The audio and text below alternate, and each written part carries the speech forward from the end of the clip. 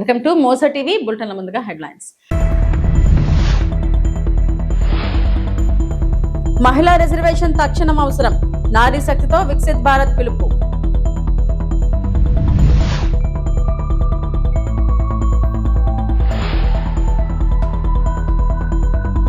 బెంగాల్లో టీఎంసీ వైఫల్యాలు బయటపెట్టిన ప్రధాని మోడీ.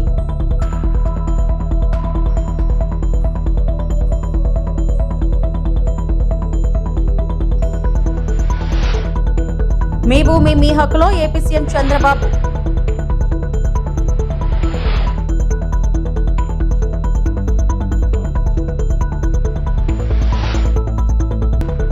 తిరుమలలో నయనతార విఘ్నేష్ శివన్ దంపతుల దర్శనం, అభిమానుల సందడి.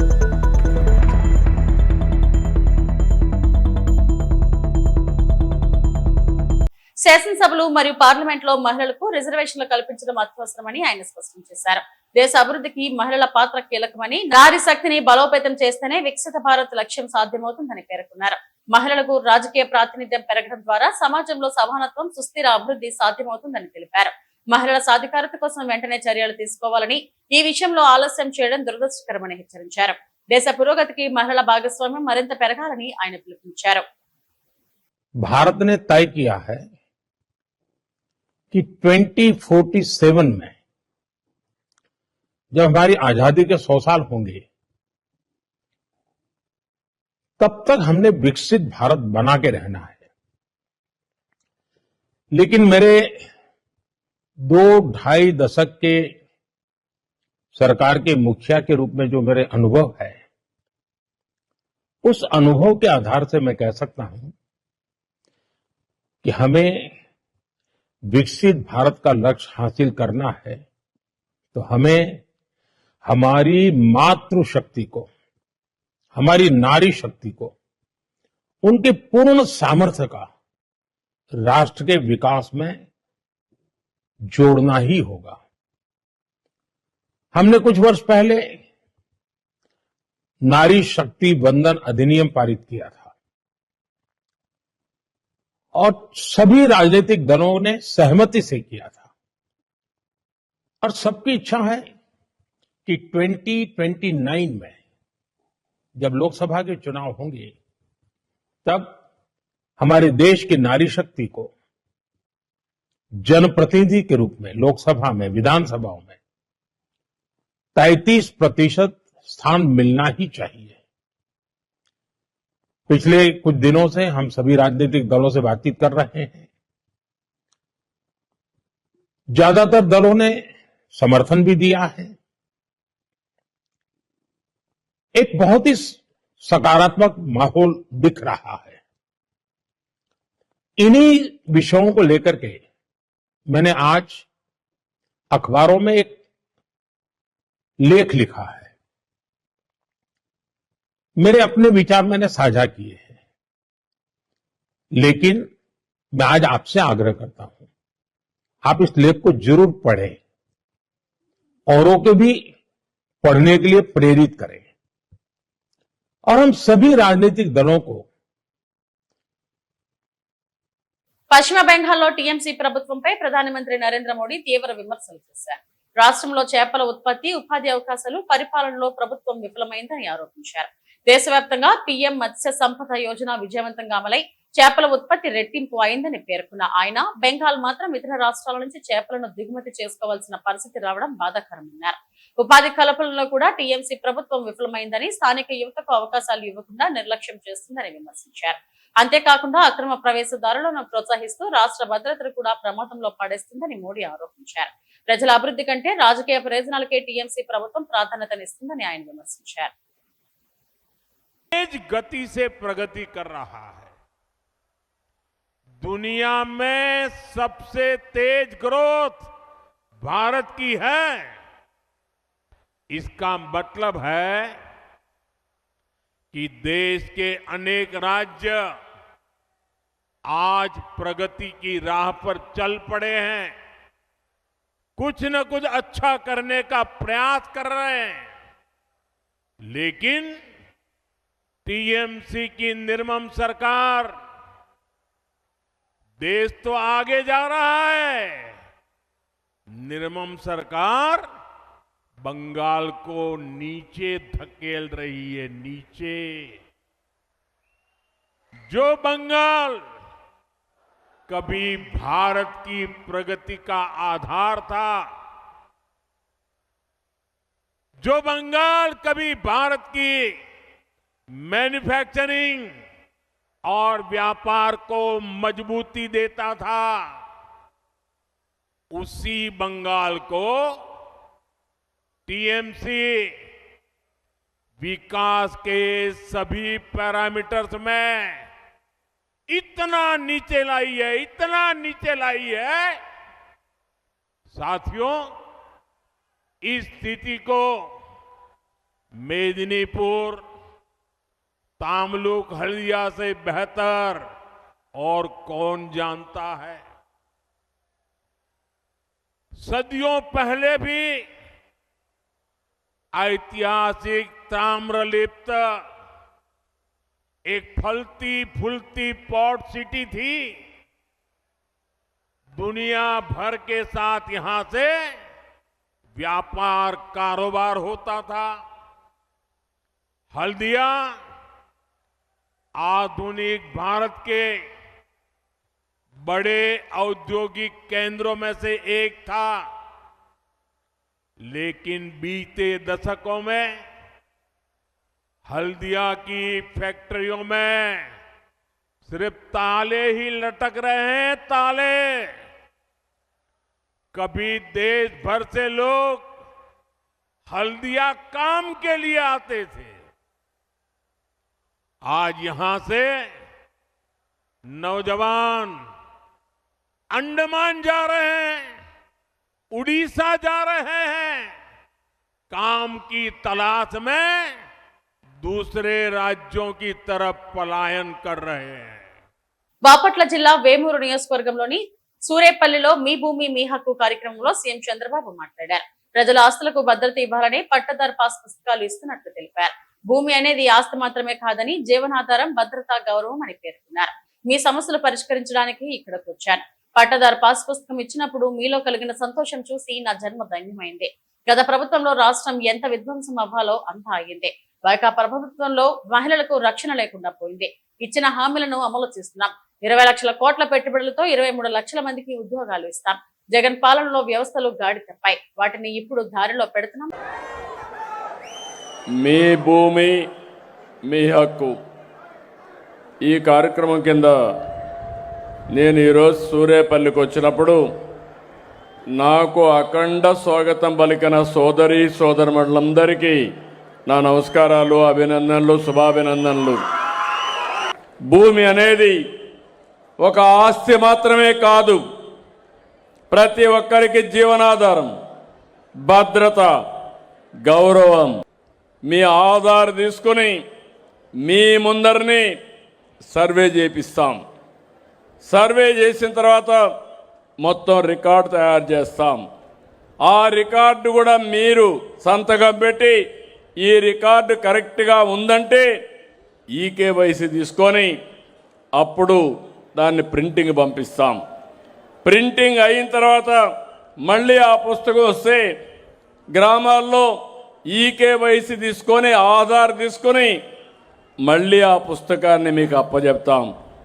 అంటే మీరు గుర్తుపెట్టుకోవాలి, 3 సార్లు ఎలాంటి రాజీ లేకుండా పట్టాదారు ఎవరైతే ఉన్నాడో ఆయనకి చెప్పి ఈకేవైసీ తీసుకొని ఇస్తున్నా. నా ఉద్దేశం ఒకటి, ఒక్క రూపాయి కూడా అవినీతి ఇవ్వకుండా ప్రతి ఒక్కరికి శాశ్వతంగా పట్టాదారు పాస్ పుస్తకం ఇవ్వాలనేది నా అభిమతం. ఆ తర్వాత కూడా నేను ఆలోచించాను, ఇక్కడితో అయిపోదు. ఎక్కడ కూడా ఎవ్వరు కూడా మీ రికార్డు ట్యాంపర్ చేయకుండా బ్లాక్ చైన్ టెక్నాలజీ తీసుకొచ్చాం. కంప్యూటర్లో కూడా ఎవ్వరూ ట్యాంపర్ చేయలేరు. అలాంటి టెక్నాలజీ తీసుకొచ్చి దాని వెనకానది పెట్టాం. ఇంకో పక్క మీరు చూస్తే మీకు క్యూఆర్ కోడ్ పెట్టాం. మీ పట్టాదారు పాస్ పుస్తకంలో మీకు 10 దిక్కళ్ళ భూములుంటే 10 దిక్కళ్ళ ఉండే భూమిని ఎప్పటికప్పుడు చెక్ చేసుకోవడానికి క్యూఆర్ కోడ్ ఇచ్చాం. ఇవన్నీ కూడా ఆధార్ పెట్టి చేశాం. ఇంకో పక్క ఎప్పుడైనా మీరు బయట ఉండి మీ భూమి ఎవడైనా కొట్టేస్తారనుకుంటే అలాంటివన్నీ డిజిటల్లో లాక్ చేసుకోవడానికి ఫెసిలిటీ ఇచ్చాం. ఒక్కసారి మీరు చెప్పి నా భూమి ఎవడు రిజిస్ట్రేషన్ చేసుకోవడానికి లేదు, కొంతమంది కావాలని చనిపోయారని లేకుంటే ఏదో ఒకటి పెట్టి చేసేస్తున్నారు, అలాంటప్పుడు రికార్డులన్నీ లాక్ చేసుకునే ఫెసిలిటీ ఇచ్చాం. మళ్ళీ మీరు వచ్చి ఈ కేవైసీ ఇచ్చి తద్వారా ఆధార్ ఇచ్చిన తర్వాతనే ఆ లాక్ ఓపెన్ చేసే పరిస్థితి వస్తుంది. అంటే పగడ్బందీ వ్యవస్థకు శ్రీకారం చుడుతున్నాం. శాశ్వతంగా సమస్యలకు పరిష్కారం తీసుకుంటున్నాం. దీనివల్ల కొన్ని లక్షల మందికి మీ సమస్య పరిష్కారం అవుతుంది. మీరే చూశారు ఈరోజు తెలంగాణ ఆత్మగౌరవం కోసం పోరాడిన యోధుడు ఆలయ నరేంద్ర అని బీజేపీ రాష్ట్ర అధ్యక్షుడు రామచంద్రరావు అన్నారు. పార్టీ రాష్ట్ర కార్యాలయంలో ఆలయ నరేంద్ర వర్ధంతి కార్యక్రమం నిర్వహించారు. ఆయన చిత్రపటానికి రామచంద్రరావు పూలమాల వేసి నివాళులు అర్పించారు. ఈ సందర్భంగా మాట్లాడుతూ ప్రత్యేక తెలంగాణ కోసం పార్టీ పెట్టి ఆలయ నరేంద్ర ఉద్యమం చేశారని తెలంగాణ ఉద్యమంలో ముందు స్థానంలో ఉన్నటువంటి టైగర్ నరేంద్ర గారు ఈరోజు వారి యొక్క 12వ వర్ధంతి నాడు వారికి శ్రద్ధాంజలి అర్పించడం జరిగింది. మరి కాగజ్ నగర్ సిరిపూర్ కాగజ్ నగర్ ఎమ్మెల్యే అయినటువంటి పాల్వాయి హరీష్ బాబు గారు వారు కూడా ఉన్నారు. వారు ఇప్పుడే చెప్తా ఉన్నారు, కాగజ్ నగర్ మిల్స్ కానీ సిరిపూర్ మిల్స్ కానీ ఈ అన్నిటి కూడా వారు ట్రేడ్ యూనియన్ లీడర్గా ఉండే. ఇక్కడ కూడా అల్విన్ అదేవిధంగా అనేక ఒక పారిశ్రామికులకు వారు ట్రేడ్ యూనియన్ ప్రెసిడెంట్గా లీడర్గా ఉన్నారు. మరి కార్మికుల కోసము అహోరాత్రులు వారు కష్టపడింది పోరాడినటువంటి ఒక సంఘటన కూడా మనకు తెలుసు. హైదరాబాద్ నగరంలో ఆ రోజు ఉమ్మడి రాష్ట్రం ఉన్నప్పుడు ఇక్కడ కాంగ్రెస్ పార్టీ ఈ యొక్క ఎంఐఎంని బాగా రెచ్చగొట్టి ప్రోత్సాహంతో మత కల్లాలు అవుతున్న సమయంలో మరి ఓల్డ్ సిటీలో నరేంద్ర భాయ్ సాబ్ అనేటటువంటి పేరు నరేంద్ర గారు ఆ రోజు హిందువులకు అండగా ఉంటూ మరి మజ్లిస్ల ఒక దాడులని వారు ఎదుర్కొని హిందువులను రక్షించినటువంటి ఒక ఘనత వారిది. మరి ఈరోజు కూడా నరేంద్ర గారి యొక్క ఏదైతే ఆశయాలు ఉన్నాయో ముఖ్యంగా హైదరాబాద్ నగరంలో అనేక మంది వేలాది మంది కార్యకర్తలు వారితోని స్ఫూర్తి పొంది వారితోని ప్రోత్సాహం తీసుకొని ఈరోజు భారతీయ జనతా పార్టీలో పనిచేస్తూ ఉన్నారు. దేశం కోసము, ధర్మం కోసము, అదేవిధంగా హైందవ సంస్కృతి కోసము, హైందవుల కోసము పోరాడేటటువంటి ఒక నాయకుడు నరేంద్ర గారి యొక్క 12వ వర్ధంతి నాడు వారిని స్మరిస్తూ మరి కార్యకర్తలు వారి యొక్క ధైర్యాన్ని, వారి యొక్క పోరాటే లక్షణాన్ని మన అందరం కూడా దాన్ని మనము ఇవి నేర్చుకోవాలి, దాన్ని ముందుకు వారి ఆశయాన్ని ముందుకు తీసుకుపోవాలని చెప్పేసి కూడా ఈ సందర్భంగా వారి వర్ధంతి నాడు వారికి నివాళులు అర్పిస్తూ అనంతపురం జిల్లా తాడిపత్రిలోని శ్రీ చింతల వెంకటరమణ స్వామి గుడిలోని బృందావనం చారిత్రక ప్రాముఖ్యతతో వెలుగొందుతుంది. చరిత్రకారుడు మాయనస్వామి ఈ బృందావనాన్ని గుర్తించారు. ఈ బృందావనం తులసికోటగా ప్రసిద్ధి. సామాన్య శకం 1539 ఆగస్టులో నిర్మించబడిందని శాసనం చెబుతుంది. బృందావనంపై శ్రీ మహావిష్ణువు 4 అవతారాల ప్రతిమలు ఉన్నాయి. తూర్పు వైపున శ్రీ మహావిష్ణువు, పడమర వైపున నరసింహస్వామి, ఉత్తరం వైపున శ్రీరాముడు, దక్షిణం వైపున బాలకృష్ణుడు.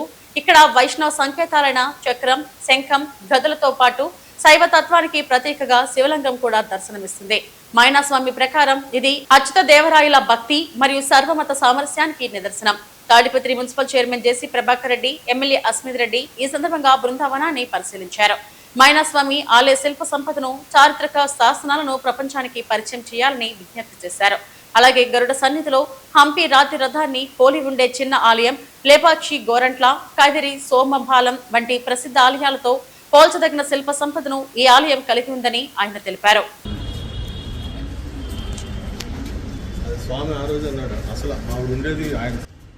నామ సంవత్సరం అని చెప్పి ఇక్కడ మొదలవుతుంది సరశాసనము.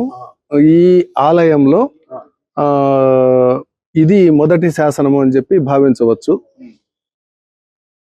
ఎందుకంటే ఈ వికారి నామ సంవత్సరము విజయనగర సామ్రాజ్యంలో అచ్యుత దేవరాయల కాలంలో వచ్చింది 1539లో. ఇక్కడ నిజ శ్రావణము అని చెప్పనని ఉంది. ఆ రోజు ఈ బృందావనము కట్టిన రోజు అని చెప్పి ఈ ఈ శాసనము చెబుతున్నది.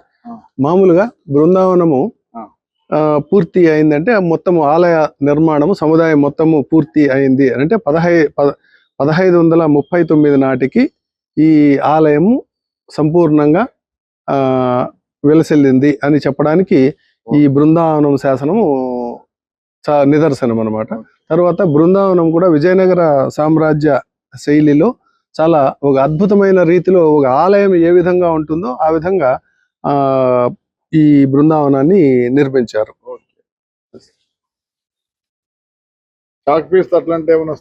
వస్తుంది సార్, మొత్తం అంతా నీట్ గా కనిపిస్తుంది. ఇది వరకు స్వామి చేసి చాక్ పిస్తా వస్తుంది, ఏమొస్తుంది. తాడేపల్లిలోని వైఎస్ఆర్సీపీ కేంద్ర కార్యాలయంలో పార్టీ రాష్ట్ర పంచాయతీ రాజ్ విభాగం అధ్యక్షుడు వెన్నపోస రవీంద్రరెడ్డి మీడియాతో మాట్లాడారు. ఈ సందర్భంగా రాష్ట్రంలోని ప్రస్తుత రాజకీయ పరిస్థితులు, గ్రామీణాభివృద్ధి అంశాలపై ఆయన స్పందించారు. ప్రభుత్వ విధానాలపై విమర్శలు గుప్పిస్తూ గ్రామ స్థాయిలో ప్రజలు ఎదుర్కొంటున్న సమస్యలను ప్రస్తావించారు. రైతులు, గ్రామీణ ప్రజలకు న్యాయం చేయాలని, పంచాయతీరాజ్ వ్యవస్థను బలోపేతం చేయాలని డిమాండ్ చేశారు. వైఎస్ఆర్సీపీ ప్రజల పక్షాన పోరాటం కొనసాగిస్తుందని స్పష్టం చేశారు. తొక్కి పెట్టినటువంటి ఇక రాష్ట్ర ప్రభుత్వం వైఎస్ఆర్ కాంగ్రెస్ పార్టీ ఆధ్వర్యంలో పంచాయతీరాజ్ విభాగం తరపున అనేక రకాల విజ్ఞప్తులు, ధర్నాలు చేస్తే రిలీజ్ చేసినటువంటి ఆ డబ్బును ఏదైతే గ్రామాల్లో సర్పంచులు మౌలిక సదుపాయాల కల్పన కోసం డ్రింకింగ్ వాటర్ కావచ్చు, శానిటైజేషన్ కావచ్చు, ఇట్లా అనేక రకాలైనటువంటి గ్రామాల్లో కనీస సౌకర్యాల కల్పన కోసం ఖర్చు చేసినటువంటి డబ్బును వాస్తవంగా వాళ్ళ హక్కు చేసినటువంటి ఎవరైతే సర్పంచులు చేయించింటారో కాంట్రాక్టర్ ద్వారా ఆ డబ్బు రిలీజ్ చేయాల్సినటువంటి డబ్బును రాష్ట్ర ప్రభుత్వం ఎంపీడీఓల ద్వారా, డిప్యూటీ ఎంపీడీఓల ద్వారా, పంచాయత్ సెక్రటరీల ద్వారా అనేక రకాలైనటువంటి ఒత్తిళ్లకు గురి చేసి ఎక్కడ కూడా చిల్లి గవ్వ కూడా డ్రా చేయనీకోకుండా సర్పంచులకు మానసిక క్షోభకు గురి చేసినటువంటి ప్రభుత్వం ఈ కూటమి ప్రభుత్వం అని చెప్పి ఈ సందర్భంగా నేను గుర్తు చేస్తా ఉన్నా. ఏమయ్యా రాష్ట్ర ప్రభుత్వం ఏమైనా తన గంట రాష్ట్ర ప్రభుత్వం ఎక్కడైనా ఒక చిల్లి గవ్వ రిలీజ్ చేసిందా? కేంద్ర ప్రభుత్వం రిలీజ్ చేస్తే దాన్ని కూడా మీరు దారి మళ్ళించి తొక్కి పెడితే అనేక రకాలైనటువంటి పోరాటాల ద్వారా సర్పంచులందరూ కూడా కలిసి అనేక రకాల పోరాటాలు నిర్మిస్తే ఆ పోరాటాల ద్వారా వచ్చినటువంటి అకౌంట్లలో వాళ్ళ పడినటువంటి అకౌంట్లలో కూడా డబ్బుని డ్రా చేయనీకోకుండా ఈ రకమైనటువంటి క్షోభకు గురి చేయడం ఎంతవరకు సమంజసం అని చెప్పి ఈ సందర్భంగా చంద్రబాబు నాయుడిని, పవన్ కళ్యాణ్ని నేను ఈ సందర్భంగా ప్రశ్నిస్తా ఉన్నాం. ఏమయ్యా అర్థం ఉంది, ఏమైనా మీకు ఏమైనా బుద్ధి ఉందా, ఇదేనా సుపరిపాలన అంటే అని చెప్పి కూడా ఈ సందర్భంగా నేను అడుగుతా ఉన్నా. నగరాలు, పట్టణాల్లో చెత్త సమస్యకు పరిష్కారంగా దేశంలోనే మొదటి తాజా వ్యర్థాల ప్రాసెసింగ్ ప్రాజెక్టుకు రాష్ట్ర ప్రభుత్వం శ్రీకారం చుడుతుంది. ఇల్లు, దుకాణాలు, ఇతర వ్యాపార సంస్థల నుంచి రోజు సేకరించే చెత్తలో ద్రవ్య వ్యర్థాలు నుంచి సేంద్రియ ఎరువులు, ఘన వ్యర్థాల నుంచి 12 రకాల వివిధ వస్తువుల తయారీకి వీలుగా ప్రాజెక్టును రూపొందించారు. 528 కోట్ల 65 లక్షల రూపాయలతో 107 నగరాలు, పట్టణాలను 10 క్లస్టర్లుగా విభజించి వ్యర్థాల ప్రాసెసింగ్ కేంద్రాలు ప్రారంభించున్నారు. ప్రాజెక్టు ఏర్పాటు, నిర్వహణపై 9 ప్రైవేట్ ఏజెన్సీలు, స్వచ్ఛంద సంస్థ మధ్య అవగాహన ఒప్పందం జరిగింది. 107 మున్సిపాలిటీలు, కార్పొరేషన్ల పరిధిలో ఫ్రెష్ వేస్ట్ ప్రాసెసింగ్ సెంటర్స్ని ఏర్పాటు చేయబోతున్నాం. 528 కోట్ల 65 లక్షల వ్యయంతో ఆ ప్రాజెక్టుకి నాంది పలుకుతున్నాం. ప్రతిరోజు కూడా 5385 టన్నుల చెత్తని ప్రాసెస్ చేసే సామర్థ్యం కలిగినటువంటి ఈ ప్రాజెక్టు దేశానికే ఒక ఆదర్శప్రాయంగా నిలవనుంది. వీటికి సంబంధించి మనం దాదాపుగా 10 క్లస్టర్స్ని ఏర్పాటు చేసుకోవటం జరిగింది. ఈ ఫ్రెష్ వేస్ట్ ప్రాసెసింగ్ సెంటర్స్ ద్వారా రేపటి రోజున ఆదాయాన్ని కూడా మనం సమకూర్చుకోబోతూ ఉన్నాం. జనగామ ఎమ్మెల్యే పల్లా రాజేశ్వర్ రెడ్డి వద్ద నుంచి ఓ సైబర్ నేరగాడు లక్ష కొట్టేశాడు. ఈ నెల 5న ఎమ్మెల్యేకు ఓ అపరిచిత వ్యక్తి ఫోన్ చేసి తాను ఫైనాన్స్ అడిషనల్ సెక్రటరీ అంటూ పరిచయం చేసుకున్నాడు.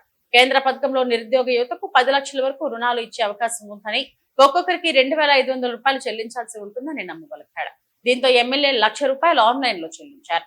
అనంతరం ఫైనాన్స్ అడిషనల్ సెక్రటరీకి ఫోన్ చేసి ఆరా తీయడంతో అసలు విషయం బయటపడింది. మొన్న ఆదివారం రోజున prime minister Viksit Bharat programme లో 40 మంది యువకులకు యువతులకు నియోజకవర్గ స్థాయిలో 10 లక్షల రూపాయలు సహాయం అందుతుంది. 5 లక్షల రూపాయలు గ్రాంట్ రావచ్చు. అదే విధంగా 5 లక్షలు ఈఎంఐ కట్టాల్సి వస్తుంది. అదే రోజు లాస్ట్ డేట్ కాబట్టి అప్లికేషన్ డౌన్లోడ్ చేసుకోవాలంటే 2,500 రూపాయలు కట్టాలని చెప్పేసి వారు చెప్తే నేను ఏమీ ఆలోచించకుండా అంటే అనాలోచితంగా ఆ రోజు లాస్ట్ డేట్ అన్నారు కదా, మన యువకులకు యువతులకు లాభం జరగాలి, వాళ్ళు 2,500 కట్టడం ఏంటి నేనే కడదామని చెప్పేసి అసలు ఏమీ ఆలోచించకుండానే నేను మా వైఫ్ దగ్గర నుంచి వెళ్ళి ఫోన్ పే అని ఉంటే ఆ ఫోన్ పే ద్వారా 40 మందికి సంబంధించిన 1,00,000 రూపాయలు చెప్పేసి కొట్టడం జరిగింది. అతను క్లియర్ గా చెప్పిండు, నేను ఫైనాన్స్ డిపార్ట్మెంట్ లో అడిషనల్ సెక్రటరీగా భార్య సుధారాన్ని కూడా గెస్టెడ్ ఆఫీసర్ అని చెప్తే ఏమీ ఆలోచించగానే నమ్మి మనం 1,00,000 రూపాయలు వేయడం అనేది జరిగింది. కాబట్టి ఇవాళ దాని వెంటనే మనం ఒక అర్ధగంట లోపలనే మా భార్య చెప్పిండ్రు ఇది నిజమేనా కాదో తెలుసుకోండి అని చెప్పేసి అంటే ఇమ్మీడియట్ గా నేను తెలుసుకున్నట్లయితే అతను ఫ్రాడ్ అని చెప్పి తెలిసింది. ఇమ్మీడియట్ గా పోలీసులకు ఇన్ఫార్మ్ చేస్తే ఆయన కర్ణాటకలో ఉన్నట్టు తెలిసింది. అదేవిధంగా ఇల్లు చూస్తేనేమో చెంచల్ కూడా ఆ జైలు దగ్గర ఎక్కడో ఇల్లు ఉన్నది. కాబట్టి సరే మనకేందంటే నియోజకవర్గానికి సంబంధించి ఏదన్నా 40 మంది యువకులకు వస్తున్న దాంతో మనం సహాయం చేయడానికి కోసం అని చెప్పేసి 2,500 40 మందికి చెప్పిన 1,00,000 రూపాయలు నేను ఆ prime minister Viksit Bharat programme లో అప్లికేషన్ డౌన్లోడ్ చేసుకోవడంతో పాటు మొదటి ఈఎంగా మనం కట్టాలని చెప్పేసానంటే నేను వాళ్ళందరి తరఫున కట్టడం జరిగింది. కాబట్టి ఇందులో మోసపోయినాం. వెంటనే సైబర్ క్రైమ్ కి ఇన్ఫార్మ్ చేసిన వాళ్ళు ఆ డబ్బులన్నింటినీ కూడా ఆపేసిండ్రు. ఆ వచ్చే డబ్బులు మనకు రావాలంటే మళ్ళీ మనం పోలీసు వాళ్ళకు రాతపూర్వకంగా ఇవ్వాలి కాబట్టి జూబ్లీహిల్స్ పోలీస్ స్టేషన్ లో రాతపూర్వకంగా ఇవ్వడం జరిగింది. పశ్చిమ గోదావరి జిల్లా నర్సాపురం మండలం వేములదేవి గ్రామంలో విద్యుత్ శాఖ అధికారుల నిర్లక్ష్యం. వేములదేవి గొంది మూలలో విద్యుత్ 11 kV లైన్లు వేస్తున్న క్రమంలో విద్యుత్ సరఫరా తీరు దయనీయంగా ఉంది. ఇక్కడి ప్రధాన వీధుల్లో విద్యుత్ స్తంభాలు లేకపోవడంతో ప్రమాదకరమైన విద్యుత్ వైర్లను వెదురుగేడలకు కట్టి తాత్కాలికంగా ఏర్పాటు చేశారు. గాలివాన వచ్చినా లేదా చిన్నపాటి ప్రమాదం జరిగినా భారీ ప్రాణ నష్టం సంభవించే అవకాశం ఉందని గ్రామస్తులు ఆందోళన వ్యక్తం చేస్తున్నారు. ఇటుగా వేములదేవి వెంకటేశ్వర స్వామి ఆలయానికి పెద్ద ఎత్తున భక్తులు నడిచి వాహనాలపై వెళ్తుంటారు. ఏదైనా ప్రమాదం జరిగితే బాధ్యత ఎవరిదని ప్రజలు ప్రశ్నిస్తున్నారు. ఇప్పటికైనా సంబంధిత అధికారులు స్పందించి తక్షణమే సిమెంట్ స్తంభాలను ఏర్పాటు చేసి ప్రమాదాన్ని నివారించాలని కోరుతున్నారు.